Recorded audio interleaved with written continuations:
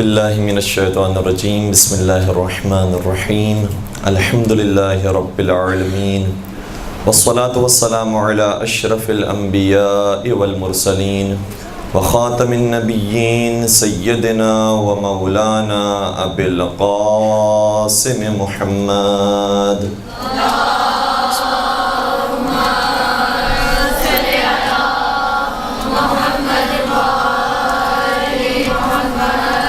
وعلى أهل بيته الطيبين الطاهرين المعصومين المظلومين الذين أذهب الله عنهم الرجس وطهرهم تطهيرا.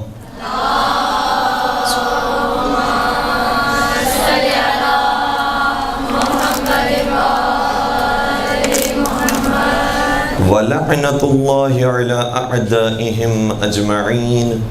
اما بعد فقد قال الله تبارك وتعالى في محكم كتابه المجيد وفرقانه الحميد. بسم الله الرحمن الرحيم. الرحمن علم القرآن خلق الانسان علمه البيان. درود پڑھ دیجئے محمد و آلہ.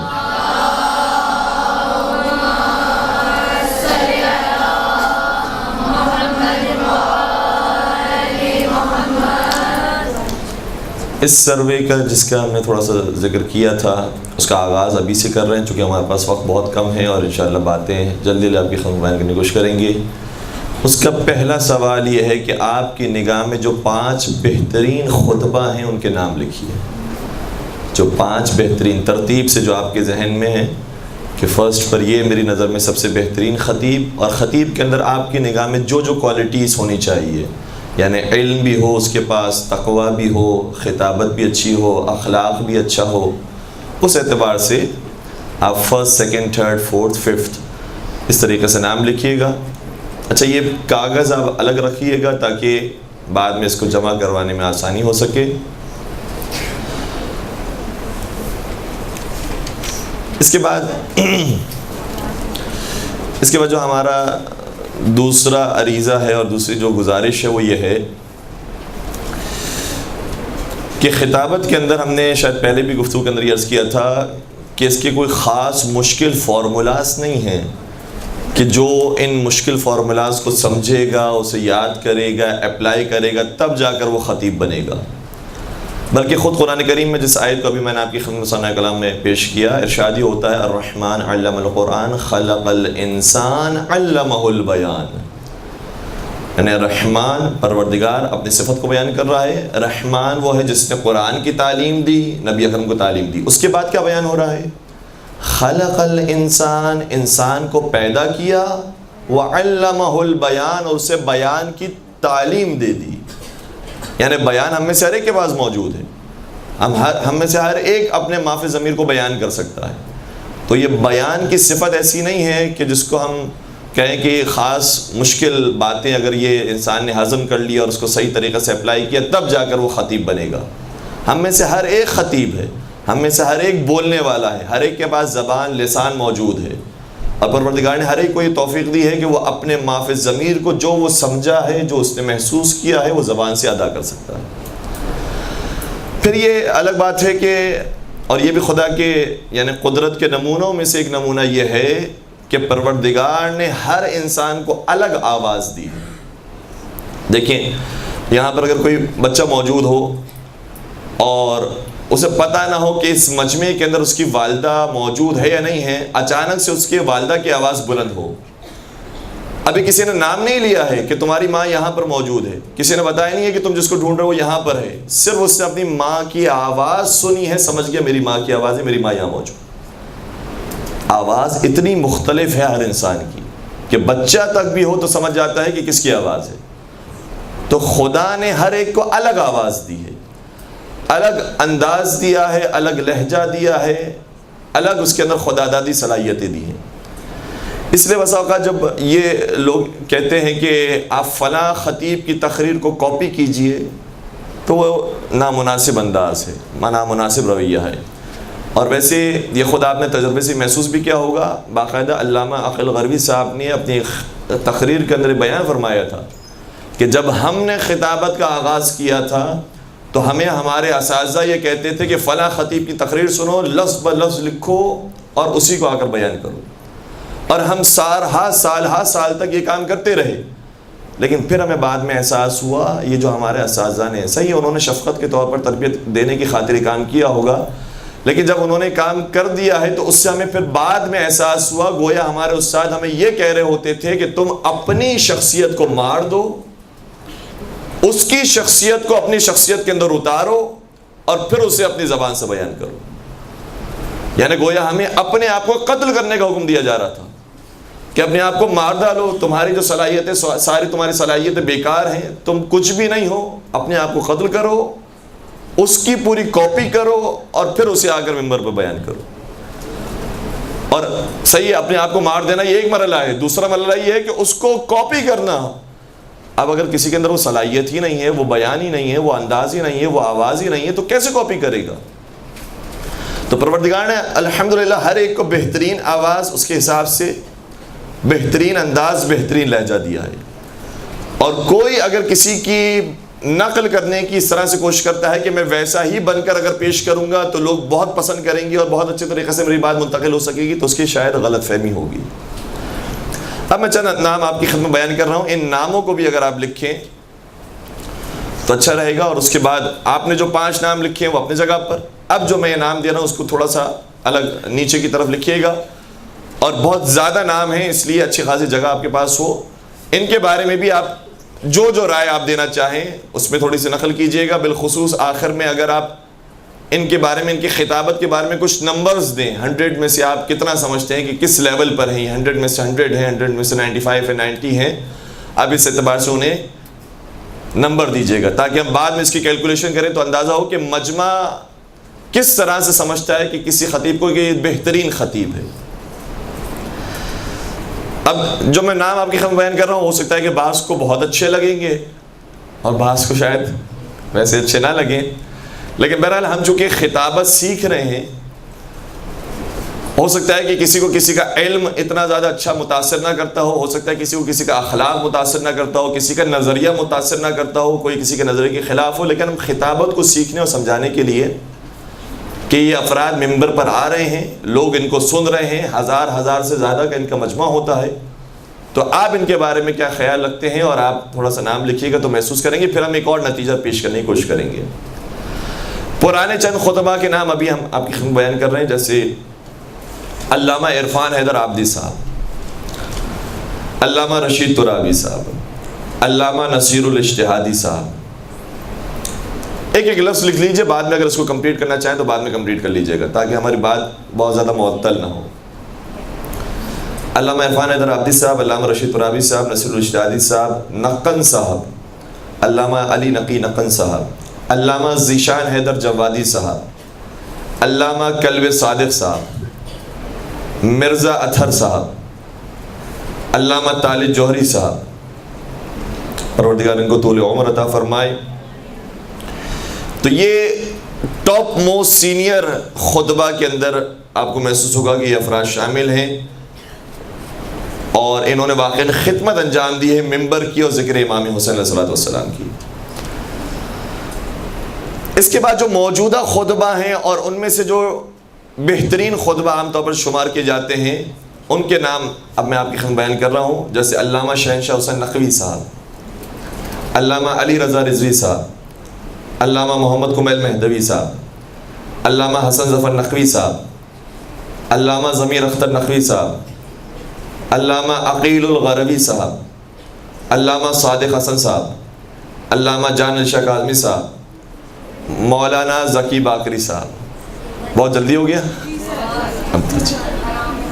اچھا یہ ہماری خطابت کی غلطی ہے، احساس ہونا چاہیے تھا کہ سامعین کس طرح سے اس کو محسوس کریں گے.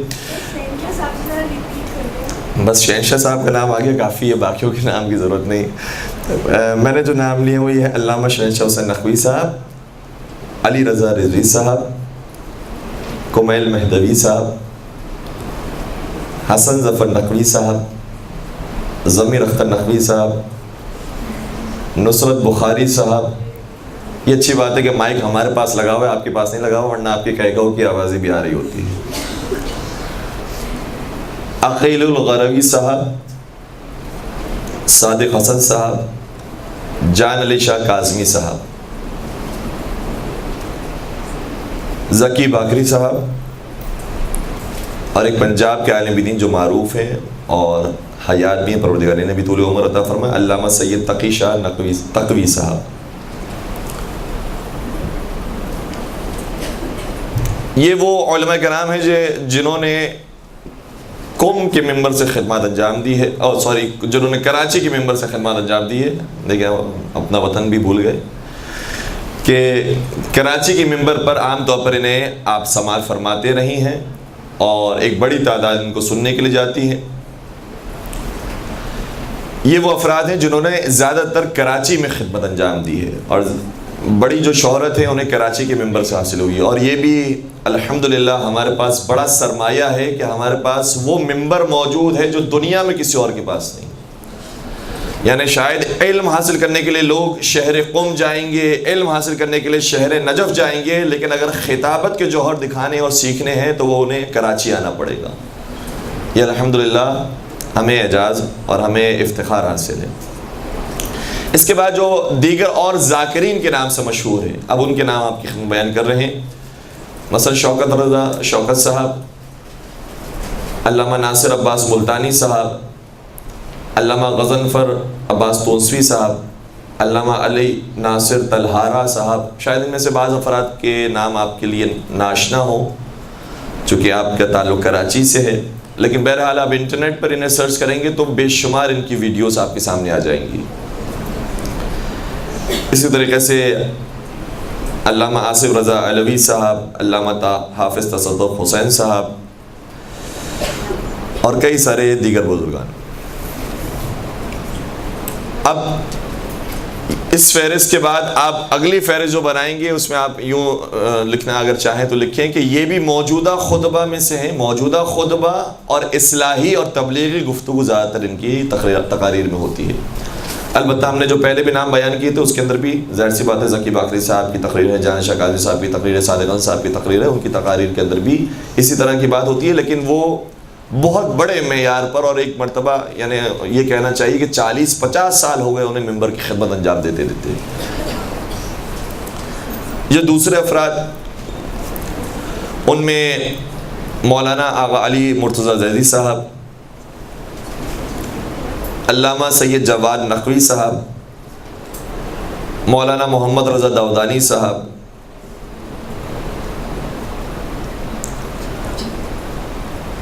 اور خود اس ذاکری کلاس کے اساتذہ جو آپ نے پیمپلیٹ میں ان کے نام دیکھے ہیں، مثلا علامہ ابو طالب طباطبائی صاحب ہیں، یا ظاہراً مولانا غلام رضا روحانی صاحب ہیں، اور دیگر بزرگان ہیں جو عام طور پر ان کی کوشش ہوتی ہے کہ کوئی اصلاحی پیغام ان کی تقریر سے لوگوں کو ملے۔ ڈاکٹر سلمان ترابی صاحب کا جی وہ بھی ہیں۔ ہم نے ایک پوری الگ فہرست بنائی ہوئی ہے کہ جو وہ بھی بڑے بڑے خطبہ ہیں لیکن شاید ان کو سب نہ جانتے ہوں۔ جیسے اگر ہم اس فہرست کو بھی اگر جلدی سے آپ اس کو لکھنے کی نہ لکھیں تو کوئی مذائقہ نہیں ہے، میں صرف نام ان کے عرض کر رہا ہوں کہ جیسے آپ نے خود بیان فرمایا ڈاکٹر سلمان ترابی صاحب ہیں، علامہ عقیل ترابی صاحب ہیں، اسی طریقے سے انڈیا سے تعلق رکھنے والے کچھ خطبہ اچھی گفتگو کرنے والے افراد، علامہ زیغم رضوی صاحب ہیں، علامہ وسیع حسن خان صاحب ہیں، علامہ عابد بالگرامی صاحب، قلب جواد صاحب، قلب رشید صاحب، علامہ ریاض جوہری صاحب، علامہ اسد جوہری صاحب، علامہ امجد جوہری صاحب، عارف حسین شاہ کاظمی صاحب جو جان شاہ کاظمی صاحب کے ظاہراً شاید بھتیجے ہوتے ہیں، علامہ محمد شفا نجفی صاحب، علامہ ماجد رضا عابدی صاحب، علامہ محمد علی نقوی صاحب، علامہ کمال حیدر رضوی صاحب، اور بے شمار نام ہیں، علامہ غلفام حسین ہاشمی صاحب، اور سید منتظر نقوی، یا ظاہراً شاید یہی نام ہے، مولانا سید منتظر عباس نقوی جو اسلام آباد سے تعلق رکھتے ہیں، اور کافی ان کی بھی اچھی تاریخی گفتگو ہوتی ہے۔ تو یہ ایک اور بھی خطبہ کی اگر آپ فہرست کو بڑھانا چاہیں گے تو مزید اور خطبہ بھی آپ کو مل جائیں گے، اور آپ انٹرنیٹ پر سرچ کریں، اور میں آپ کو سرچ کرنے کا بلکہ الحمدللہ یہ ہمارے قوم کے بچوں کو یہ چیز سیکھنی چاہیے اور جاننا چاہیے، چونکہ دنیا جس اسپیڈ سے ترقی کر رہی ہے اسی اسپیڈ سے ہمیں بھی آگے بڑھنا چاہیے۔ اب انٹرنیٹ کا دور ہے، موبائل کا دور ہے، اور نہ جانے کس قسم کی فاسٹ چیزیں آ رہی ہیں، 4G، اب تو سنا ہے کہ 5G تک کی اسپیڈ سے چیزیں آئیں گی، اور جو چیزیں انسان صرف ابھی دیکھ رہا ہوتا تھا اسے باقاعدہ محسوس بھی کیا جا سکے گا۔ تو آپ اس میں اگر سرچ کرنا چاہیں گوگل پر، تو ایک طریقہ یہ بھی ہے کہ علامہ لکھیے، آگے مجلس لکھ دیجیے، تو ان دو لفظوں کے ذریعے جو آپ کے پاس ریزلٹس آئیں گے اس میں مختلف علامہ حضرات کے نام بھی آ جائیں گے، کہاں کہاں پر انہوں نے خطاب کیا یہ بھی آ جائے گا، کس سال انہوں نے خطاب کیا یہ بھی مل جائے گا، اور نام کی ایک فہرست آپ کے پاس آ جائے گی۔ اسی طریقے سے مولانا کے لفظ کے ساتھ مجلس لکھ دیجئے تو کئی سارے نام ہمارے بزرگان کے آ جائیں گے۔ یہ میں نے مجلس کی قید کیوں لگائی ہے؟ کیونکہ آپ نے اگر صرف علامہ لکھا تو پھر علامہ طارق القادری صاحب کا نام بھی آ جائے گا، آپ نے صرف مولانا لکھا تو مولانا طارق جمیل صاحب کا نام سب سے پہلے آئے گا۔ تو خیر یہ بھی خطیب ہیں، ان سے بھی ہمیں خطابت سیکھنی چاہیے۔ اور انجینئر محمد علی مرزا صاحب ہیں جن کی آج کل کافی یوٹیوب پر ویڈیوز موجود ہیں۔ تو یہ ایک فہرست اور ہو گئی۔ اب یہ جو ہم نے آپ کی خدمت فہرست بیان کی ہے، کچھ کام تو آپ کی سپرد کر دیے ہیں، اب ہم کچھ ایک نتیجے دینے کے بعد اپنی بات کو مزید آگے بڑھا رہے ہیں۔ دیکھیں جو علامہ رشید ترابی صاحب اور ان کے ساتھ جو ہمراہ ان کے نام آپ نے لکھے ہیں، آپ ان کے انداز کو ذرا سا تصور فرمائیے کہ کیسا انداز ہوتا تھا۔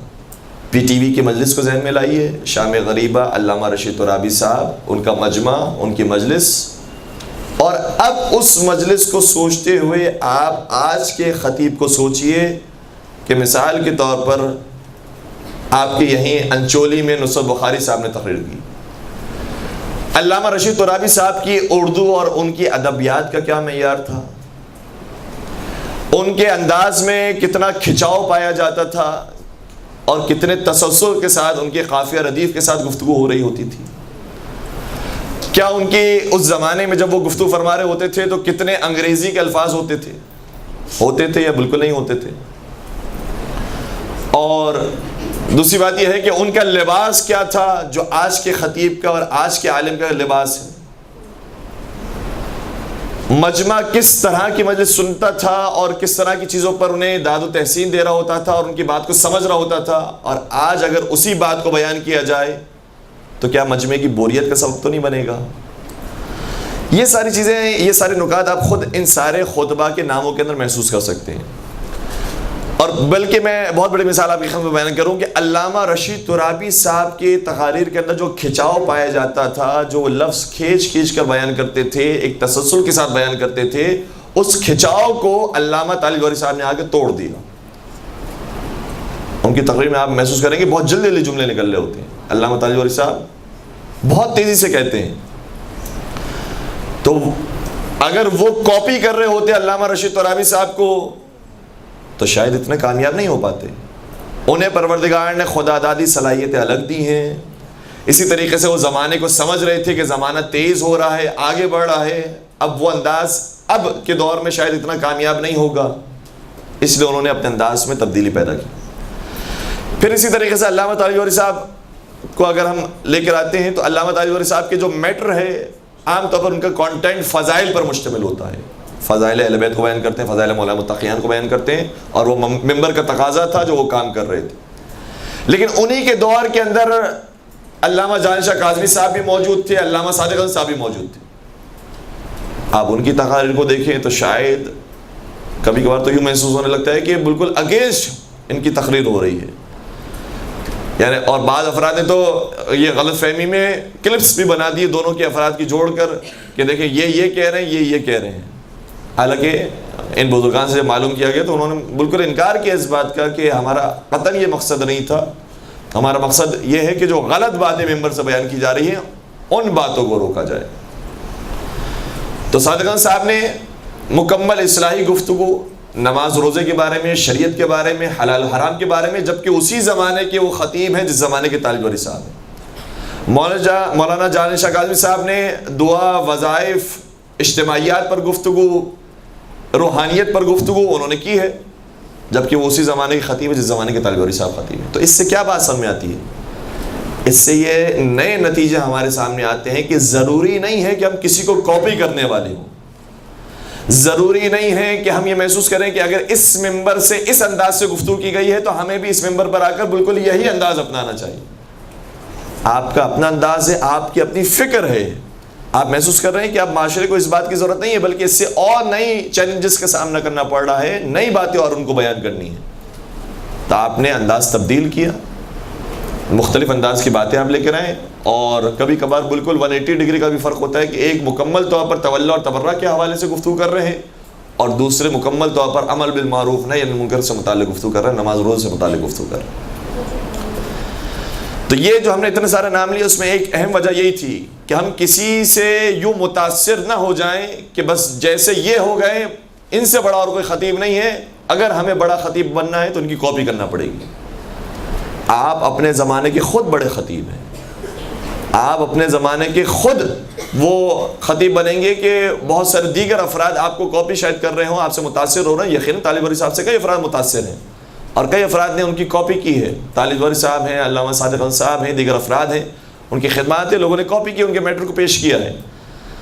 تو خود ہم انسان ایسے خطیب بنے کہ ہم اپنے زمانے کے طالب جوہری صاحب، ہم اپنے زمانے کے رشید ترابی صاحب، ہم اپنے زمانے کے وہ خطیب ہوں کہ جو دوسرے افراد ہیں وہ اگر ہم سے کچھ میٹر کے حوالے سے، خطابت کے حوالے سے سیکھنا چاہیں تو سیکھ سکیں. ایک درود پڑھ دیجیے گا محمد و عالم.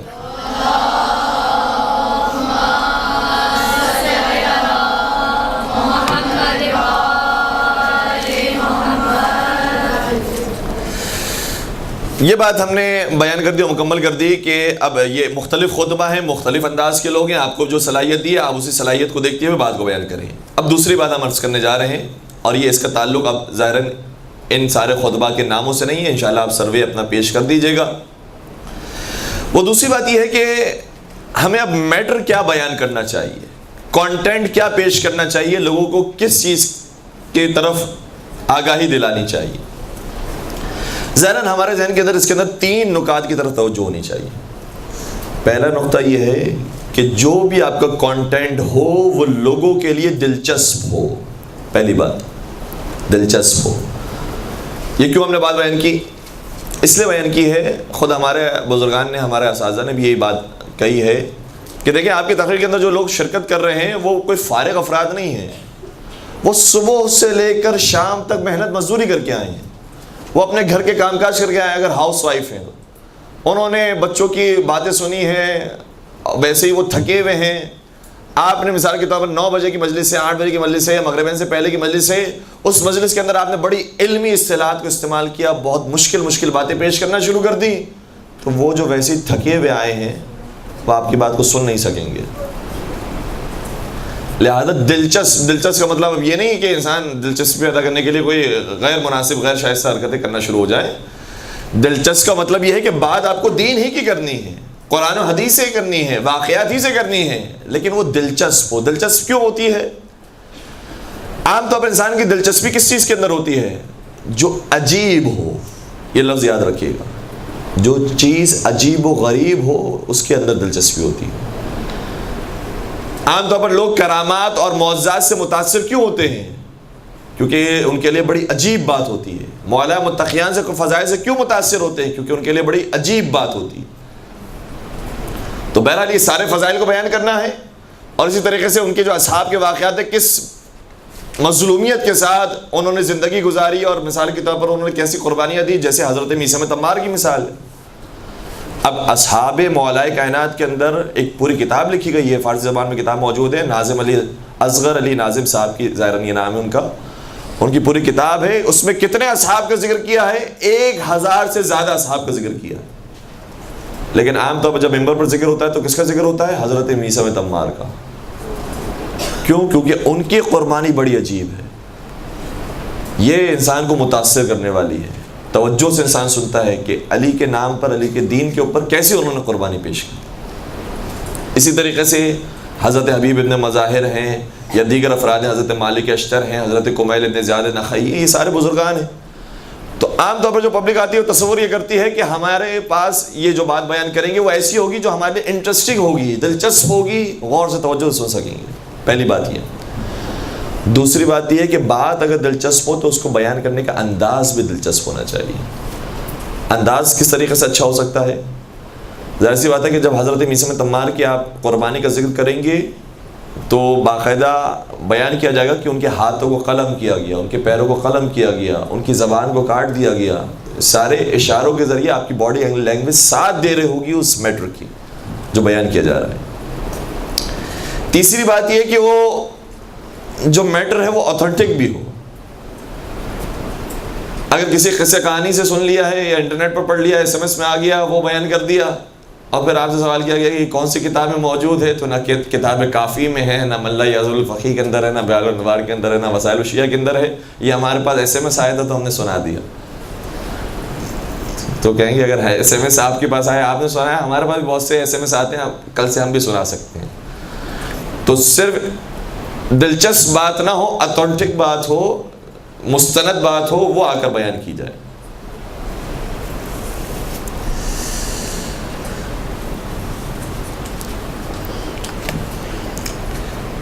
ایک اور بات ہمارے ذہن میں آ گئی، شاید وہ آپ انداز والی بات کو میٹر سے جوائن نہ کرنا چاہیں تو اس کو ہٹا بھی سکتے ہیں. یہ تیسرا پوائنٹ یا اس کو چوتھا پوائنٹ بنانا چاہیں اس کو بنا لیجئے گا کہ جب میٹر پیش کیا جا رہا ہوتا ہے، اپنے بات کو پیش کیا جا رہا ہوتا ہے، تو عام طور پر آپ کسی بھی خطیب کی تقریر کو دیکھ لیجئے، سب کے اندر یہ مشترک بات ہے. وہ کون سی بات ہے؟ کہ وہ اپنی ایک بات کو ثابت کرنے کے لیے دوسری بات کو ملاتے ہیں، اپنی ایک چیز کو ثابت کرنے کے لیے دوسری چیز کو تائید کے طور پر پیش کرتے ہیں. جیسے مثال کے طور پر ہم چھوٹی سی مثال دیں کہ حاکم شام کو خط لکھا مولا متقیان نے، اس خط میں بیان کیا کہ تم ہمارا مقابلہ نہیں کر سکتے، تم ہماری برابری نہیں کر سکتے. یہ خط نہج البلاغہ کے اندر موجود ہے.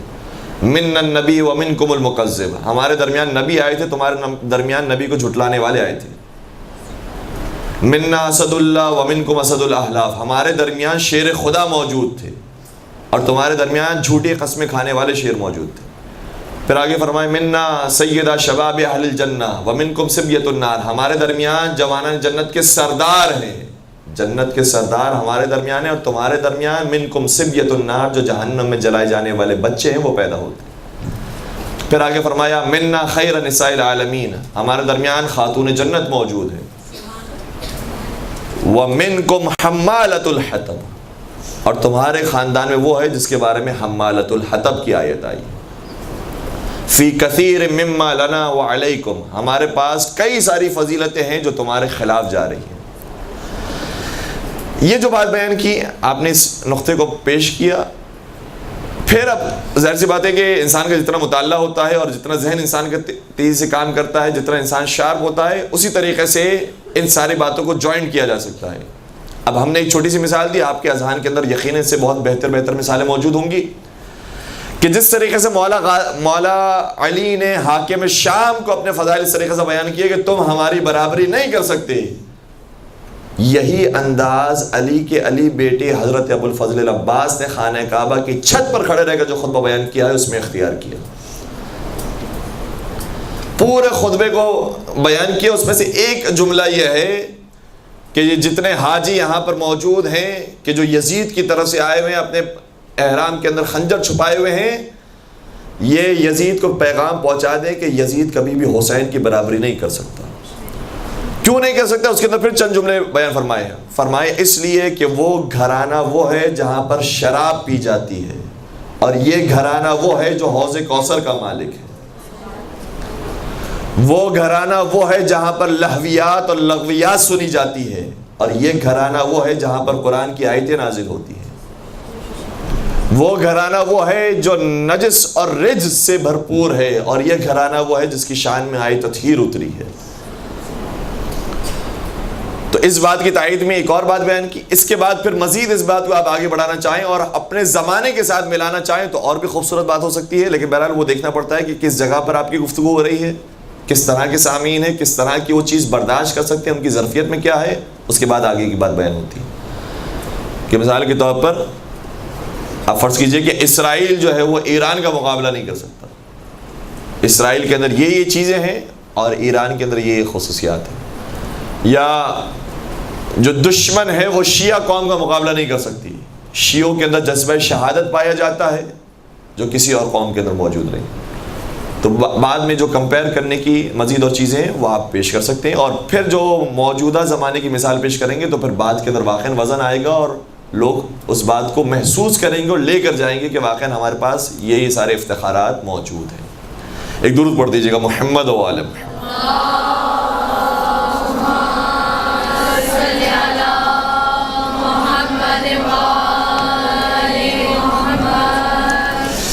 اچھا, ایک اور بات یہ ہے کہ خواتین ذاکرات کے اندر اور مرد خطبہ کے اندر ایک فرق ہے. ظاہر سی بات ہے کہ خواتین جو ہیں اپنے گھر کو وقت دیتی ہیں, اور ہاؤس وائف اور گھر کے اندر جو وقت دینا ہے یہ کوئی چھوٹا کام نہیں ہے. سنت حضرت فاطمہ زہرا جو انجام دے رہی ہیں, اور اس کا ثواب بے شمار روایتوں کے اندر بیان کیا گیا ہے, لیکن اس ثواب کو ہم کبھی بھی نگلیکٹ نہیں کر سکتے, اس کی نفی نہیں کر سکتے. یہ کام کرنا چاہیے, بڑی ذمہ داری ہے, اس وظیفے کو صحیح طریقے سے انجام دینا چاہیے. لہذا وہ افراد وہ خواتین جو بہرحال گھر کے اندر مصروف ہیں اور وہ ایک طریقے سے بڑی عبادت انجام دے رہی ہیں, ظاہر سی بات ہے اتنا وقت نہیں مل پاتا کہ وہ ذاکری کو بہت بھرپور طریقے سے وقت دے سکیں, اس لیے ان کی جو ذمہ داریاں ہیں وہ الگ بنتی ہیں. جو مرد حضرات ہیں جو باقاعدہ بھرپور طریقے سے اس فیلڈ کے اندر آئے ہیں اور انہوں نے علم بھی حاصل کیا ہے, حوزے کو پڑھا ہے, اس کے بعد خطابت کے اندر آئے ہیں, ممبر کو سنبھالا ہے, ان کی ذمہ داریاں اور ہوتی ہیں. اب میں یہ تو نہیں کہہ رہا کہ ان کی ذمہ داریاں زیادہ بڑی ہیں, خواتین کی ذمہ داریاں چھوٹی ہیں, کیونکہ خواتین کی جو ذمہ داری گھر کی ذمہ داری ہے وہ کوئی چھوٹی ذمہ داری نہیں ہے, بہت بڑی ذمہ داری ہے. تو یہ فرق ہونے کی وجہ سے ہو سکتا ہے کہ ابھی جو ہم باتیں بیان کر رہے ہوں وہ مرد خطبہ کے لیے اور مرد علماء کرام کے لیے زیادہ اہمیت رکھتی ہوں خواتین کی نسبت. وہ بات یہ ہے کہ بہت زحمت اٹھانا پڑتی ہے اس شعبے میں آنے کے بعد. انسان یہ نہ سمجھے کہ بہت آسان ہے یہ مرحلہ, کچھ تقاریر کر لیں, 10 گفتگو کر لی, 10 تقریریں کر لیں, 20 تقریریں کر لی تو ہمارا کام ختم ہو گیا. شاید ہم اپنی اگر بات پیش کریں, ہم کسی اور کے بارے میں کیا پیش کریں, اور باقی یقیناً یہ سارے جو افراد جن کے نام لیے گئے اور نہیں نام لیے گئے وہ سب بڑے بڑے بزرگان ہیں, کئی مرتبہ ان کی تقاریر ہو چکی ہے. اگر ہم خود اپنی تقاریر کا اگر شاید جائزہ لیں اور حساب لگائیں تو وہ شاید 5000 کے قریب بنتی ہوں گی, جبکہ یہ کوئی تعداد نہیں ہے بڑے خطبہ کے مقابلے میں. انہوں نے 50,000 تقاریر شاید کی ہوں گی. تو ظاہر سی بات ہے جو خواتین اپنے گھر کو ساتھ ساتھ چلا رہی ہیں اور پھر آ کر ممبر پہ بیٹھ رہی ہیں تو وہ اتنی زیادہ گفتگو اور اتنی زیادہ تقاریر تو نہیں کر پاتی. لیکن مردوں کو بالخصوص زحمت اٹھانی چاہیے اس فیلڈ کے اندر. علامہ ذیشان جوادی صاحب کے بارے میں ملتا ہے کہ جب وہ حوزے کے اندر ہوتے تھے تو مغرب کے بعد لوگوں کے کمروں کی لائٹس بند ہو جایا کرتی تھی, لوگ سو جایا کرتے تھے, صرف ایک کمرے کی لائٹ کھلی ہوتی تھی اور وہ ہوتا تھا علامہ ذیشان حیدر جوادی صاحب کا گھر اور ان کا حجرہ. اور جب جب لوگ ان کے حجرے میں گئے ہیں دیکھا ہے کہ علامہ یا لکھ رہے ہیں کوئی چیز, کیونکہ ان کی کتابیں بھی ماشاءاللہ بہت زیادہ ہیں, ہر ٹاپک پر آپ کو کتاب ملے گی, نقوش عصمت ہے, محافل و مجالس ہے, خود مفاہیم الجنان کا ترجمہ ہے اور بے شمار دیگر کتابیں. تو یا وہ لکھ رہے ہوتے تھے یا وہ کتاب کو پڑھ رہے ہوتے تھے, اور سارا رات ان کی لائٹ بند نہیں ہوتی تھی, اور صبح پھر وہ درس میں بھی حاضر ہوتے تھے. اللہ اکبر. تو یہ علامہ جوادی صاحب کے بارے میں عرض کر رہا ہوں. شاید آج ان کے نام کو لوگ اتنا نہیں جانتے ہوں گے, اب ان کی کتابوں سے اب لوگ واقف ہیں, لیکن واقعی ان کی بڑی خدمات ہیں. بلکہ ایک صاحب نے بتایا کہ آیت اللہ سیستانی سے جب وہ ملاقات کرنے کے لیے گئے, چونکہ خطبہ تھے اور سارے علماء تھے, انہوں نے کہا کہ آپ خطیبوں کو کیا نصیحت کرتے ہیں, تو ان کا جملہ یہ تھا آیت اللہ سیستانی کا کہ میں پسند کرتا ہوں کہ تمہارے درمیان علامہ ذیشان حیدر جوادی صاحب جیسے افراد پیدا ہوں, جو سب سے بڑے عالم بھی ہوں اپنے زمانے کے, بہت بڑے عالم بھی ہوں اور بہت بڑے خطیب بھی ہوں.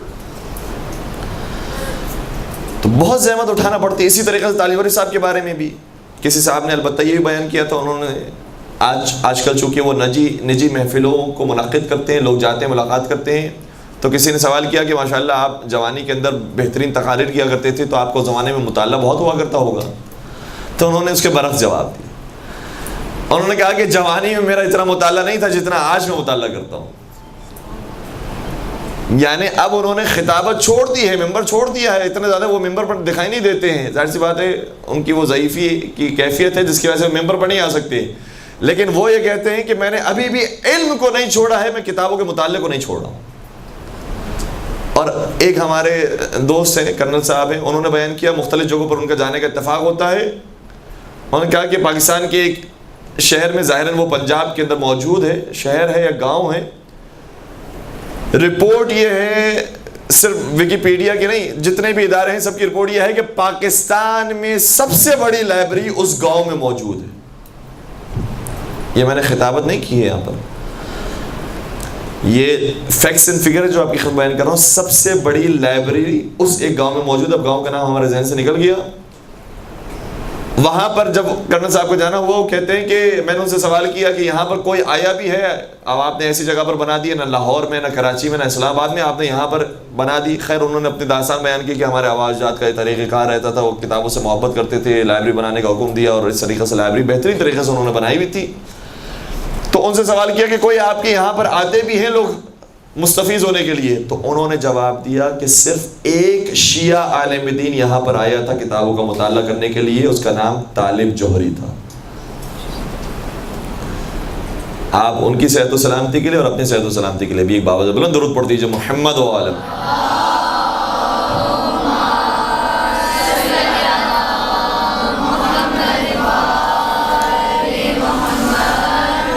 تو بھرپور طریقے سے احمد اٹھانا پڑتی ہے، دن اور رات ایک کر کے کتابیں پڑھنا پڑتی ہیں، علماء کرام کی باتوں کو سننا، یعنی ان کی مجالس کو سننا پڑتا ہے، اپنے اندر بہتری سے بہتری لانے کی کوشش کرنی پڑتی ہے، اور یہ تو یقینی بات ہے کہ ہر وقت ہر لمحہ پروردگار سے توفیق طلب کرتے رہنا، دعا مانگتے رہنا، بالخصوص صلوات کی تسبیح ہو۔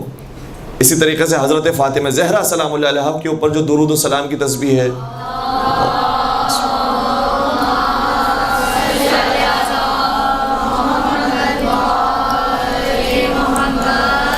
یہ بہت ضروری ہے۔ اور ہم تو خیر اپنی بہت ادنا سی کوشش آپ کی خدمت سے لے کر آئے دکھانے کے لیے کہ وہ افراد کے جو ابھی نئے نئے اس شعبے میں داخل ہونا چاہتے ہیں اور ہو رہے ہیں، تو اب میں تو یہ نہیں کہوں گا کہ یہ دیکھنے کے بعد وہ داخل نہ ہو، شعبے میں ضرور تشریف لائیں اور بھرپور طریقے سے محنت کریں اس فیلڈ میں آنے کے بعد، اور خدمت انجام دیں مذہب تشیع کے لیے۔ یہ چند ایک صرف ڈائریز ہیں، وہ ڈائریز جو ہمارے شاید 5 سال کی جو تقاریر ہیں وہ ان کے اندر موجود ہیں، اور آپ شاید کھول کے دیکھیں گے تو تقاریر کے اندر پورے واقعات نہیں ہیں، پورے احادیث موجود نہیں، صرف اشارے دیے گئے ہیں کہ فلاں جگہ پر یہ حدیث دیکھی تھی، ذہن میں وہ کتاب موجود ہے، یا اگر انٹرنیٹ پر دیکھی ہے، سافٹ ویئر کے اندر دیکھی ہے حوالے کے ساتھ، تو وہ چیز موجود ہے، ہم نے صرف ایک لائن کے اندر 2 لائنوں کے اندر لکھ دیا ہے کہ یہ تقریر کے اندر بیان کرنا ہے۔ جبکہ 8 سال سے ہم شہر قم میں موجود ہیں، اور ظاہر سی بات ہے کہ قم میں ہونے کے بعد انسان مجالس سے تھوڑا سا دور ہو جاتا ہے، ممبر سے دور ہو جاتا ہے۔ اگر ہم اس عرصے کے اندر بھی یہاں پر ہوتے اور تقاریر کر رہے ہوتے تو شاید اس سے ڈبل تعداد ہوتی۔ تو آپ فرض کیجئے کہ وہ افراد کے جنہوں نے 50 سال تک خدمات انجام دی ہیں، کتنی زحمتیں انہوں نے اٹھائی ہیں، جو ہم آ کر ممبر پر آسانی سے سنتے ہیں۔ جو ایک تقریر ہوتی ہے 1 گھنٹے کی، اس کے لیے 100 گھنٹے انہوں نے لگائے ہوتے ہیں، تب جا کر آ کر وہ ممبر پر بیان کر رہے ہوتے ہیں۔ ایک کتاب مجالس المؤمنین کے نام سے ہے، شہید ثالث قاضی نور اللہ شوستری کی کتاب۔ اب آپ نے لکھ تو لی ہے کتاب، میں دیکھ رہا ہوں، لیکن اصل میں اس کا تعلق خطابت سے نہیں ہے، ہمارے ایک ذاتی تجربے سے ہے۔ وہ بیان کرنے جا رہا تھا کہ ہم نے اس 1000 صفحے کی کتاب کو، 1000 سے زیادہ صفحے کی کتاب ہے، ہمیں کسی نے کہا تھا کہ اگر آپ صحیح اچھے معنوں میں عالم بننا چاہتے ہیں اور خطیب بننا چاہتے ہیں تو اس کتاب کا ضرور مطالعہ کریں۔ ہم نے شروع سے لے کر آخر تک اس کا ایک لفظ پڑھا ہے، اور پڑھنے کے بعد جس زمانے میں پڑھی تھی اس زمانے میں اتنا شعور نہیں تھا، تو پڑھنے کے بعد ہمیں پتہ نہیں چلا کہ اس میں سے ہمیں بیان کیا کرنا ہے۔ ممبر پر آ کر پوری کتاب 1000 صفحے سے زیادہ کی وہ پڑھ لی، اور اس میں سے کوئی سمجھ نہیں آئی بات کہ بیان کیا کرنے کی ممبر پر آ کر۔ بعد میں احساس ہوا کہ ہاں یہ کچھ ایک واقعات ہیں جو شاید ممبر پہ صحیح طریقے سے بیان ہو سکتے ہیں، شاید اب تک ہم نے اس 1000 صفحے کی کتاب میں سے 3 سے 4 واقعات بیان کیے ہوں گے، اور آپ محسوس کر سکتے ہیں کہ 10 صفحے پڑھنے کے لیے انسان کو کتنا وقت چاہیے ہوتا ہے، 1000 صفحے پڑھنے کے لیے کتنا چاہیے ہوگا، اور یہ ایک کتاب کی بات ہو رہی ہے، کتنی اور کتابیں پڑھی ہوں گی۔ تو جتنے بھی علماء بزرگان ہیں کئی ساری کتابوں کا ان کا مطالعہ ہے، تب جا کر وہ صحیح طریقے سے ممبر پر بیان کر پاتے ہیں، اعتماد کے ساتھ، اتھینٹسٹی کے ساتھ، اور بھرپور طریقے سے اپنے ممبر کا حق ادا کر پاتے ہیں۔ تو یہ زحمت کے عنصر کو بالکل بھی فراموش نہیں کیجیے گا۔ زحمت بہت ہے اس فیلڈ کے اندر، لیکن انشاءاللہ اس زحمت کے بعد کی جو دنیا ہے وہ رحمت ہی رحمت ہے، اور انشاءاللہ اس کے اندر آسانیاں ہیں، اور تعداد بہت کم ہے، ممبر پر آنے والے افراد کی تعداد کم ہے، ضرورت بہت زیادہ ہے۔ ہر ایک شخص چاہتا ہے کہ مجلس اپنے گھر میں منعقد کرے، عشرے اپنے گھر میں منعقد کرے، خمسے رکھے، لیکن ان کے پاس صحیح خطبہ موجود نہیں ہے، علماء کرام موجود نہیں ہیں۔ تو انشاءاللہ آپ یہاں پر جتنی تعداد آئی ہے سب بھرپور طریقے سے کتابوں کا مطالعہ کریں۔ میں یہ نہیں کہتا کہ فلاں کتاب پڑھیں، فلاں کتاب پڑھیں، فلاں نہ پڑھیں، اس کا فائدہ نہیں۔ الحمدللہ جتنی کتابیں آپ سمجھ سکتے ہیں کہ بہتر کتابیں ہیں، اچھی کتابیں، سبھی کا مطالعہ کیجیے۔ بالخصوص قرآن کریم کے ترجمے کو شروع سے لے کر آخر تک ضرور پڑھیں، اور ایک مرتبہ نہیں، 1 سال میں 1 مرتبہ، اگلے سال دوبارہ سے شروع سے آخر تک۔ جب انسان قرآن کریم کے ترجمے کو پڑھے گا کتنے ایسے نکات ہوں گے جو اس کو تازہ محسوس ہوں گے کہ اچھا یہ بات قرآن کریم میں کہی تھی، میں پہلے پڑھ چکا تھا لیکن متوجہ نہیں تھا۔ تو یہ ریگولر انسان اپنا روٹین بنا لے کہ قرآن کریم کے ترجمے کو شروع سے لے کر آخر تک پڑھتا رہے، اور وہ افراد کے جو عربی کو جانتے بھی ہیں، عربی ساتھ ساتھ دیکھتے جائیے، عربی پڑھیے اور ترجمے کو دیکھیے۔ خود عربی سے بھی کئی سارے نکات ذہن میں آتے ہیں، اور کئی دفعہ جو ہے وہ ترجمے سے ذہن میں آتے ہیں۔ اس کے بعد ایسے ایسے تفسیر کی طرف تھوڑا سا آنا چاہے تو آئیے۔ میں نے جو اپنا ذاتی تجربہ ہے وہ اس طریقے سے ہے کہ ترجمے کو پڑھنے کے بعد اور ایک آدھ مرتبہ اور مزید دورہ کرنے کے بعد تفسیر کی طرف جب ہم آئے تو پہلے چھوٹی تفاسیر سے شروع کیا۔ خود علامہ ذیشان جوادی صاحب نے کتاب لکھی ہے انوار القرآن کے نام سے، اس میں ترجمہ بھی موجود ہے اور ساتھ میں حاشیے بھی ہیں، چھوٹی سی تفسیر بھی ہے۔ اس کو ہم نے شروع سے آخر تک مکمل کیا۔ اس کے بعد پھر تفسیر نمونہ کو شروع کیجیے، یا اس کے بعد دیگر جو تفاسیر ہیں، انوار النجف کے نام سے ہے، دیگر افراد کی جو تفاسیر ہے، نقن صاحب کی بھی تفسیر ہے وہ بھی مختصر ہے، اس کو انسان جس میں دلچسپی رکھتا ہے اور محسوس کرتا ہے کہ شاید یہ ضرورت کے مطابق ہے، اس کو پڑھنے کی کوشش کریں۔ تو کتابوں کے اندر جو ہماری بنیادی کتابیں وہ قرآن کریم ہے، اسی طریقے سے نہج البلاغہ کو بھی ضرور 1 مرتبہ کم از کم مطالعہ کریں، شروع سے لے کر آخر تک، اور جو آخری حصہ ہے کلمات حکمت کا اس کا مطالعہ بار بار کریں، اس کا مطالعہ بار بار کریں، جو آخری حصہ کلمات قصار کا، کلمات حکمت کا حصہ۔ تیسری کتاب جو بنیادی کتاب ہے، شاید اس کا مطالعہ بھی بہت زیادہ ضروری ہے، وہ صحیفہ سجادیہ ہے، شروع سے لے کر آخر تک اس کا بھی 1 مرتبہ مطالعہ کیجیے۔ بس اوقات انسان کے ذہن میں، اور اس طریقے سے مطالعہ کیجیے کہ میں اس کتاب پر گویا اعتراض بھی ہے، سوال بھی ہے کہ اس میں یہ کیوں لکھا ہے، اس میں لکھنے کا یہ مقصد کیا ہے، یعنی سرسری نگاہ نہ ہو کہ ہاں یہ ثواب کی کتاب ہے لہٰذا ہم نے پڑھ لی شروع سے لے کر آخر تک۔ انشاءاللہ ثواب تو ضرور مل رہا ہے۔ وہ جملہ یاد آتا ہے مجھے جارج جرداق کا، جو انہوں نے قم میں آنے کے بعد یہ کہا تھا، قم کے مجمع سے مخاطب کر کے، جس میں طلاب موجود ہیں، علماء موجود ہیں، ان سے مخاطب کر کے کہا کہ آپ کی کتاب جو نہج البلاغہ ہے اس کا میں نے 200 مرتبہ مطالعہ کیا ہے، 200 مرتبہ، اللہ اکبر۔ تو بڑی زحمت ہے اس کے اندر، اور کہتے ہیں کہ جب میں نے مطالعہ کیا ہمیشہ نئے موتی اس میں سے پائے ہیں۔ تو اس سے جب مطالعہ کیا تو ثواب کی نیت سے تو نہیں کیا ہے کہ میں پڑھتا رہوں گا مجھے ثواب ملتا رہے گا، وہ تو عیسائی ہے، لبنانی ہے، جارج جرداق اس کا نام تھا، شاید بعد میں آخر میں شیعہ ہو گیا۔ تو ثواب کی نیت سے انشاءاللہ وہ تو ہے اپنے مقام پر، لیکن اس دقت کے ساتھ کہ یہ لفظ کیوں استعمال ہوا ہے، یہ کیوں اس کے اندر پیغام دیا گیا، اور یقیناً بہت سارے سوالات ہوں گے جو آپ کے ذہنوں میں پیدا بھی ہوں گے، اور بہت سارے سوالات کے جوابات بھی ملیں گے۔ مثال کے طور پر ایک نقطہ میں اتفاقی طور پر ذہن میں آیا تو بیان کر رہا ہوں۔ ہمارے درمیان جب صلوات بھیجی جاتی ہے تو اس طریقے سے بھیجی جاتی ہے، اور عام طور پر اکثر مقامات پر یہی لکھا ہے کہ اسی طریقے سے صلوات ہونی چاہیے۔ کس انداز سے؟ ایک مرتبہ پڑھ کے دکھائیے گا۔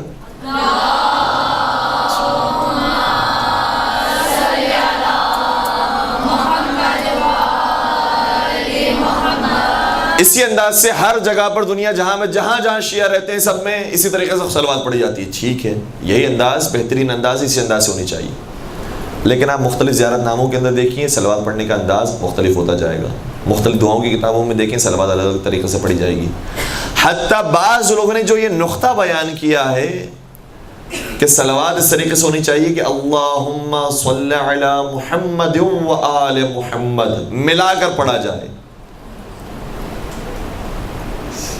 تو عجیب بات یہ ہے کہ اگر عربی قواعد کے اعتبار سے دیکھا جائے اور مراجعین سے پوچھا جائے, مرشدین سے پوچھا جائے کہ کیا ان کا ثواب الگ الگ ہو جاتا ہے اگر محمد کر کے پڑھا جائے, اللہم صلی علی محمد و آل محمد پڑھا جائے تو دونوں کے ثواب میں فرق آتا ہے؟ تو کسی کا بھی جواب نہیں ہوگا کہ فرق آ جاتا ہے. ہر ایک یہ کہے گا کہ کوئی فرق نہیں آتا. عربی قاعدہ ہے اللہم صلی علی محمد بھی پڑھا جا سکتا ہے اور اللہم صلی علی محمد و آل محمد بھی پڑھا جا سکتا ہے, دونوں میں کوئی مذائقہ نہیں ہے. بلکہ اس سے بڑھ کر جو افراد بعض دفعہ یہ نقطہ بیان کر کے چلے گئے کہ اللہم صلی علی محمد و علی آل محمد کہنا غلط ہے, اس طریقے سے صلوات نہیں ہوتی, یہ صلوات غلط صلوات ہے. صحیفہ سجادیہ میں دیکھیں تو اس طریقے سے بھی صلوات موجود ہے کہ اللہم صلی علی محمد و علی آل محمد و علی آلہ, یہ لفظ موجود ہے. تو علا کے لفظ کا اضافہ کیا گیا ہے. بعض کہتے ہیں کہ نہیں, یہ علا کے لفظ کا اضافہ غلط ہے, یہ نہیں ہونا چاہیے. مولا سید سجاد کی جو صحیفہ سجادیہ ہے وہ شاید تمام کتابوں سے زیادہ اوتھنٹک کتاب ہے. کیوں؟ اس لیے کیونکہ مولا سید سجاد کہہ رہے تھے, بیان فرما رہے تھے, اور امام باقر اس کو لکھ رہے تھے. امام باقر علیہ السلام نے لکھا ہے اور ساتھ ساتھ ان کے بیٹے جناب زید نے لکھا ہے, اور ان دونوں نسخوں کو جب ملایا گیا تو ایک ہی نسخے کی طرح تھا. اور وہ دعائیں ہم تک پہنچی ہیں جو 54 کی تعداد میں ابھی ہمارے پاس موجود ہیں, ورنہ حقیقت میں 75 کی تعداد میں کتابیں تھیں, 75 کی تعداد میں دعائیں موجود تھیں. آج ہمارے پاس 54 کی تعداد میں.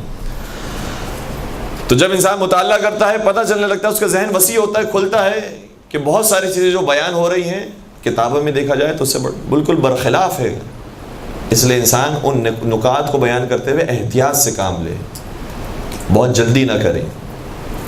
تو بات ہماری ہو رہی تھی کہ بھرپور طریقے سے مطالعہ ہونا چاہیے, لیکن جو بنیادی کتابیں ہیں ان کا مطالعہ سب سے زیادہ ہونا چاہیے.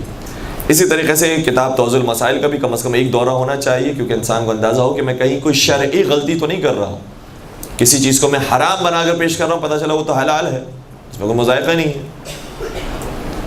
تو یہ حلال و حرام کے بارے میں بھی ضرور آگاہی ہونی چاہیے کہ خدا نخواستہ ممبر سے کوئی اس طرح کی غلطی نہ ہو جائے. ایک اور درود پڑھ دیجیے گا, محمد و آل محمد.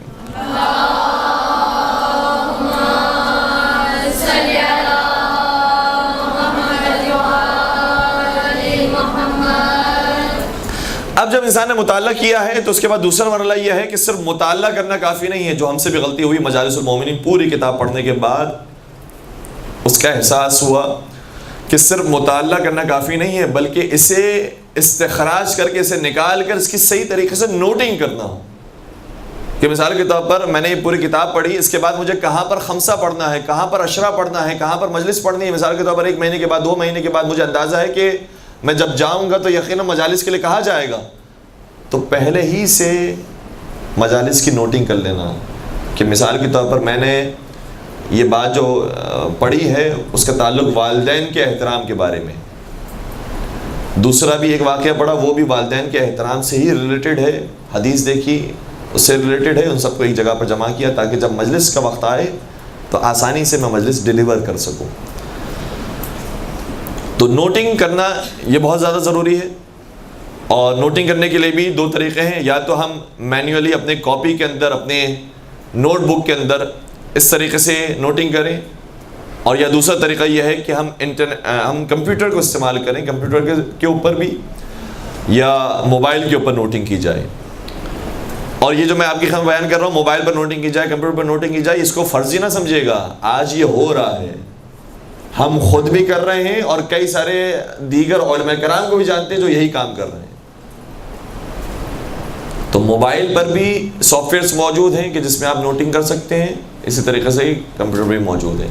موبائل میں مثال کے طور پر اب ہم وہ خود سافٹ ویئر تو استعمال نہیں کرتے, لیکن ہمیں پتہ چلا ہے گوگل کیپ کے نام سے ایک سافٹ ویئر ہے جس میں نوٹنگ کی جا سکتی ہے. اسی طریقے سے کمپیوٹر پر جو ہم نوٹنگ کر رہے ہیں, ہم خود بھی اس سافٹ ویئر کو استعمال کرتے ہیں. ون نوٹ کے نام سے مائکروسافٹ کا سافٹ ویئر ہے. ون نوٹ بہترین آپشنز اس کے اندر موجود ہیں, ہم خود اسے استعمال کر رہے ہیں, اور اسے کمپیوٹر بھی آپ استعمال کر سکتے ہیں, موبائل پر بھی استعمال کر سکتے ہیں. تو کہیں پر بھی ہمیں جانا ہے, مثال کے طور پر یہاں سے حیدرآباد جانا ہے تقریر کرنے کے لیے, یا حتیٰ یہاں سے آپ کورنگی جا رہے ہیں, یہاں سے کھارازر جا رہے ہیں, یہاں سے PCS جا رہے ہیں, ڈیفینس جا رہے ہیں تقریر کرنے کے لیے, تو آپ کے پاس وہ چیز موجود ہے کہ ڈائری آپ کے سامنے ہے. کوئی چیز ذہن سے نکل جاتی ہے, موبائل کھولا آپ نے, موبائل میں ساری چیزیں موجود ہیں. اور یہ سافٹ ویئر جو اب تک استعمال نہیں کر رہے, یقیناً پہلی دفعہ جب استعمال کریں گے تو بہت مشکل کا سامنا کرنا پڑے گا, سمجھ نہیں آئے گا, بیزار ہو جائے گا, انسان کہے گا کہ بس میں کاپی میں جو نوٹنگ کر رہا ہوں وہی ٹھیک ہے. لیکن کیا فائدہ ہوتا ہے کاپی کے مقابلے میں کمپیوٹر میں نوٹنگ کرنے کا؟ سب سے بہترین جو فائدہ ہے کمپیوٹر اور موبائل پہ نوٹنگ کرنے کا وہ یہ ہے کہ سرچ کرنا آسان ہوتا ہے. ہم نے اگر 10 ڈائریاں بنا لی تو مجھے نہیں معلوم کہ جس واقعے کو میں سرچ کرنا چاہ رہا ہوں ان 10 ڈائریوں میں سے کون سے صفحے پر لکھا ہوا ہے. لیکن اگر میرے پاس موبائل میں ساری چیزیں موجود ہوں گی تو مجھے صرف ایک لفظ سرچ کرنا ہے, جیسے ابو بصیر. اب ابو بصیر کا جو واقعہ ہے وہ 4-5 واقعات ہوں گے جو میں نے اب تک تقاریر کے اندر بیان کیا ہوں گے. لفظ میں نے ابو بصیر سرچ کیا, موبائل میں وہ ساری 1000 جو تقاریر کی تھی اس میں سے بتا دیا کہ ان 5 مقامات پر آپ نے ابو بصیر کا واقعہ پڑھا. تو سرچنگ کرنا بہت زیادہ آسان ہو جاتا ہے اگر ہم نئے زمانے کی جو نئے آلات ہیں اور نئے جو ایجادات ہیں ان کو استعمال کریں, تو اس کی وجہ سے سرچنگ کرنا بہت ایزی ہوتا ہے. اسی طریقے سے یہ ہینڈلنگ کرنا اور پورٹیبل ہو جاتا ہے, آپ کہیں پر بھی لے کے جا سکتے ہیں. یہ 10 ڈائریز کو لے کر جانا ایک جگہ سے دوسری جگہ, ظاہر سی بات ہے ایک مشکل مرحلہ ہے. اور وہ افراد جو باہر تقریر کرنا چاہتے ہیں, جا رہے ہیں اور جاتے بھی ہیں, یقیناً جو بہترین تقریر کرنے والے افراد ہیں وہ کبھی دبئی جا رہے ہیں, کبھی عمان جا رہے ہیں, کبھی ملیشیا جاتے ہیں, کبھی یورپ جاتے ہیں, آسٹریلیا جاتے ہیں, امریکہ جاتے ہیں, مختلف جگہوں پر جا کے تقریر کر رہے ہوتے ہیں. تو وہ ساری کتابوں کو تو لے کر نہیں جا سکتے, لیکن لیپ ٹاپ میں ساری چیزیں موجود ہیں, موبائل میں ساری چیزیں موجود ہیں. تو نئے زمانے کے ساتھ چلنا ہمارے ہی فائدے میں ہے. صحیح ہے شاید شروع میں تھوڑی سی مشکلات کا سامنا کرنا پڑے گا, ہماری عادت ہے کاپی میں لکھنے کی, لیکن آہستہ آہستہ بہت آسانیاں ہو جائیں گی انٹرنیٹ پر آنے کی, کمپیوٹر پر آنے کی وجہ سے, موبائل پر آنے کی وجہ سے. اور بہت سارا میٹر ایسا ہے جو ہم کتابوں میں پڑھتے ہیں بعین ہی وہی میٹر انٹرنیٹ پر موجود ہے. اب اگر ہم اپنی نوٹنگ کرنا چاہ رہے ہیں تو ہمیں باقاعدہ ٹائپنگ کرنے کی ضرورت نہیں ہے, ہم نے وہی چیز وہی روایت اٹھائی انٹرنیٹ سے, اس کو اپنے فولڈر میں ڈال دی. وہی چیز لکھی ہوئی پہلے سے موجود اٹھائی, ہم نے کاپی پیسٹ کر کے اپنے فولڈر میں اپنے فائل کے اندر ڈال دی. بہت ایزی ہو گیا کام. اور یہ دنیا مزید اور ترقی کرے گی. اگر ہم اور پیچھے رہ گئے, ہم نے ابھی تک اس کو نہیں چھوڑا, تو پھر جو نئے افراد آئیں گے اور نئے انسٹرومنٹ سے استفادہ کریں گے وہ ہم سے بہت آگے ہوں گے, بہت بہتر طریقے سے گفتگو کر سکیں گے. اس لیے نئے زمانے کی جو ضروریات ہے اس کے مطابق چلنا بہت ضروری ہے.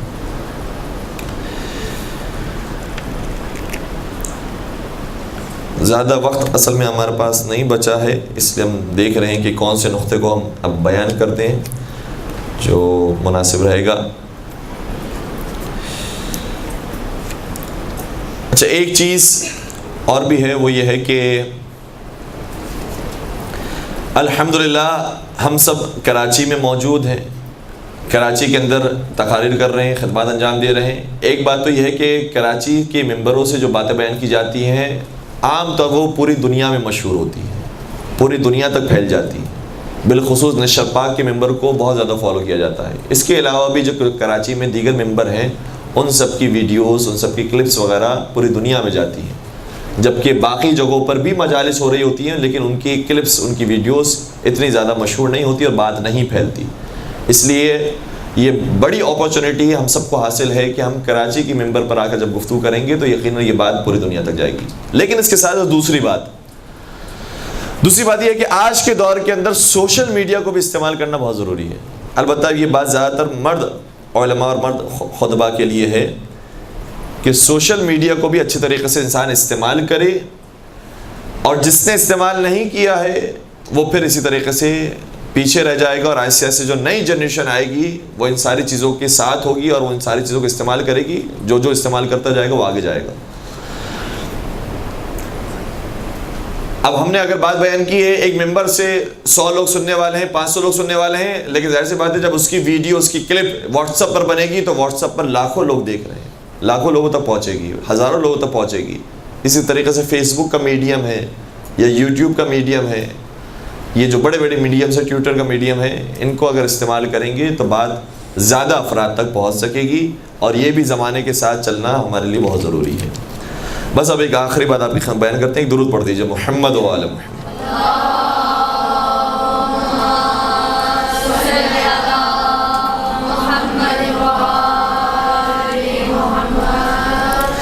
وہ بھی یہ ہے کہ یہ جتنے بھی خطبہ کے ہم نے آپ کی خدمت میں نام بیان کیے ہیں، سب کے اندر یہ کچھ کوالٹیز ہیں جو مشترک ہیں اور ہونی چاہیے. اگر نہیں ہوں گی تو وہ آدمی کسی نہ کسی اعتبار سے خامی کا شکار ہوگا اور پیچھے رہ جائے گا.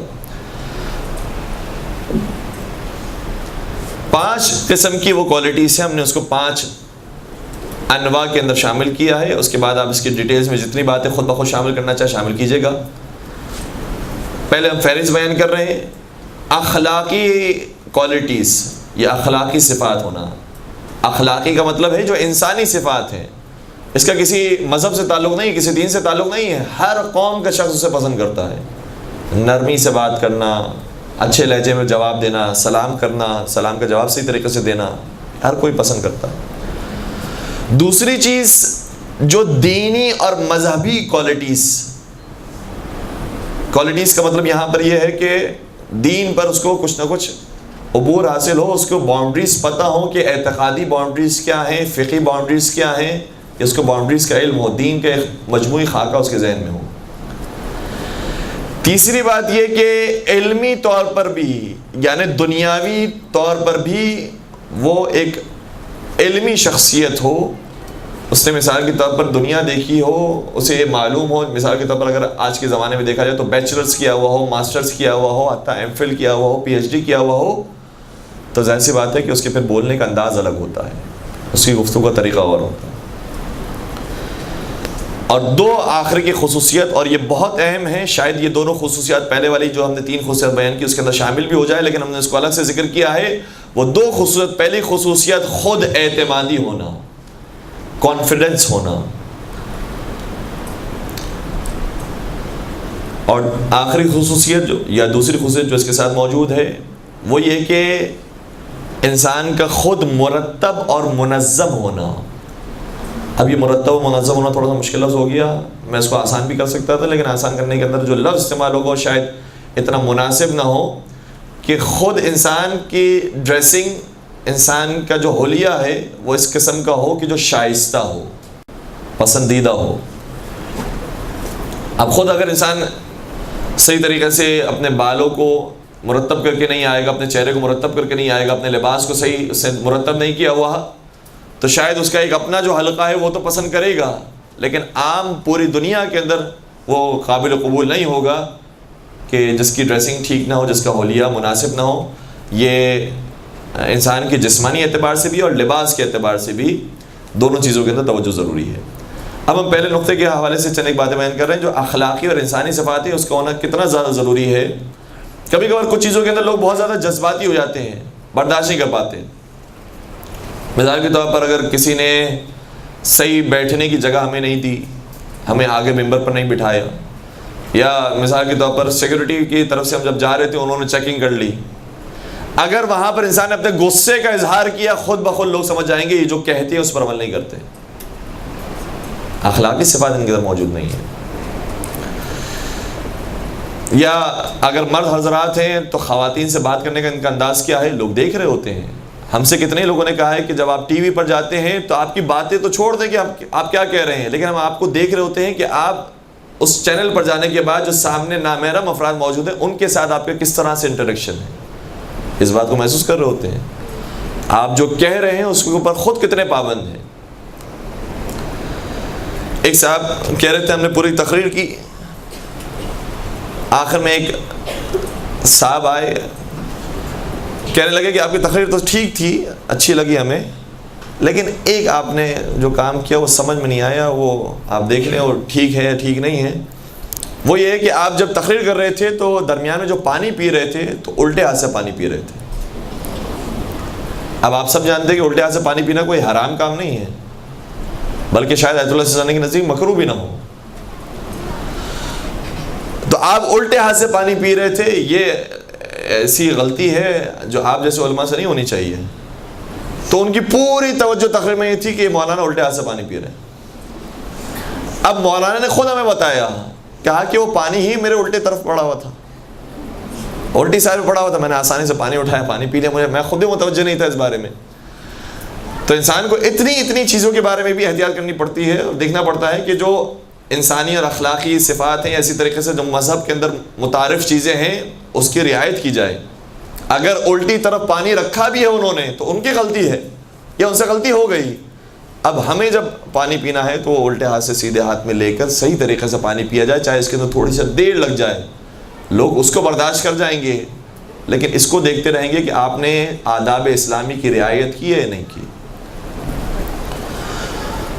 اسی طریقے سے ٹائم کی پابندی کرنا، البتہ یہ ہم خود بیان کر رہے ہیں اور خود وہی بات ہو گئی کہ بہت زیادہ ہم خود پابندی نہیں کر پاتے بعض جگہوں پر.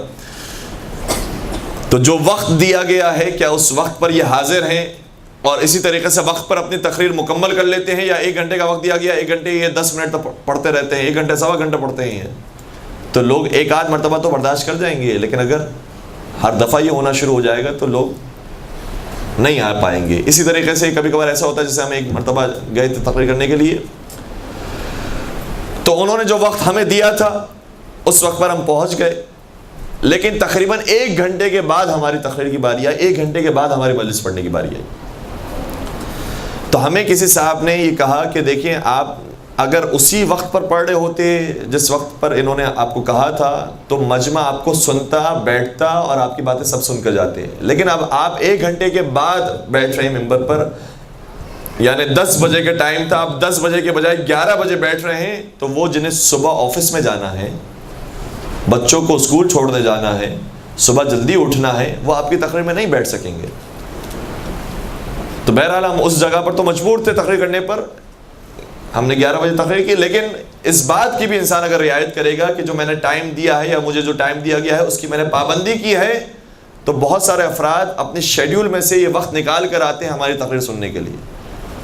اگر ہم نے اس میں سے ذرا سی بھی کوتاہی کی تو ہو سکتا ہے کہ وہ اگلی مرتبہ 10 میں شریک نہیں ہوں گے، کیونکہ یہ جو تقریر کرتے ہیں وہ آدھا گھنٹہ زیادہ اوپر کر جاتے ہیں. ہمارے لیے مشکل ہو جاتا ہے صبح اٹھنا، آفس جانا یا اسی طریقے سے اسکول بچوں کو بھیجنا، تو وہ نہیں آ پاتے. تو یہ ساری چیزیں متاثر کرتی ہیں اور تقریر کے اندر خلل پیدا کر سکتی ہیں. چند ایک باتیں اور جو رہ گئی ہیں انشاءاللہ اسے کبھی اور موقع ملا تو بیان کریں گے. باقی زمانے کے ساتھ چلنا اور زمانے کی زبان کو استعمال کرنا یہ بہت زیادہ ضروری ہے. ایک زمانے میں بہت مشکل اردو استعمال کی جاتی تھی اور اسے سننا پسند کیا جاتا تھا، لیکن اب جو نوجوان ہیں انہیں وہ گفتگو سمجھ میں نہیں آتی. اس لیے آپ اپنے سادہ ہی الفاظ کے اندر اگر اپنے مطلب کو بیان کر رہے ہیں اور صحیح انداز سے ڈیلیور کیا جا رہا ہے، اپنے دل سے ان ساری باتوں کو محسوس کیا ہے، پھر بیان کر رہے ہیں کہ نماز شب کے فضائل ہیں، تو میں نے محسوس کیا اس چیز کو اس لیے بیان کر رہا ہوں. حجاب کے یہ اثرات ہیں تب جا کر میں بیان کر رہا ہوں، تو پھر اس کا اثر یقین زیادہ ہوتا ہے. انشاءاللہ پروردگار ہماری زبان میں تاثیر عطا فرمائے، انشاءاللہ ہمیں خدمت محمد و آل محمد کرنے کی توفیق نصیب فرمائے، اور اس دین کو جو بلند ہے اسے مزید سر بلند فرمائے اور باطل کو سر نگو فرمائے. سیرت محمد و آل محمد پر عمل پیرا ہونے کی توفیق نصیب فرمائے، ان کی محبت کے ساتھ جینا اور مرنا نصیب فرمائے. اس فرض اعضاء کے صدقے میں، اس مدرسے کے اور اس ذکر کے صدقے میں جو جو حاجات ہماری موجود ہیں تمام کو پروردگار اپنی بارگاہ میں قبول فرمائے. جو جس پریشانی میں مبتلا ہے، بے اولاد افراد ہیں، کسی کو بے روزگاری کا مسئلہ ہے، کوئی جو ہے وہ اپنے امتحانات کی وجہ سے پریشان ہے، کوئی رشتے کی وجہ سے پریشان ہے، پروردگارہ جو جس مشکل کے اندر مبتلا ہے، پروردگارہ 4 معصومین کا واسطہ انہیں مشکلات سے نجات عطا فرما. اگر یہ مشکلات ہمارے حق میں بہتر ہوں تو اس پر صبر و شکر کرنے کی توفیق نصیب فرما، اور اپنی آخری حجت امام عصر و زمان کے ظہور میں تعجیل فرما. ہمیں ان کے عاشقین، محبین، سچے چاہنے والے اور ماننے والوں میں شمار فرما. ربنا تقبل منا انك انت السميع العليم وتب علينا انك انت التواب الرحيم برحمتك يا ارحم الراحمين.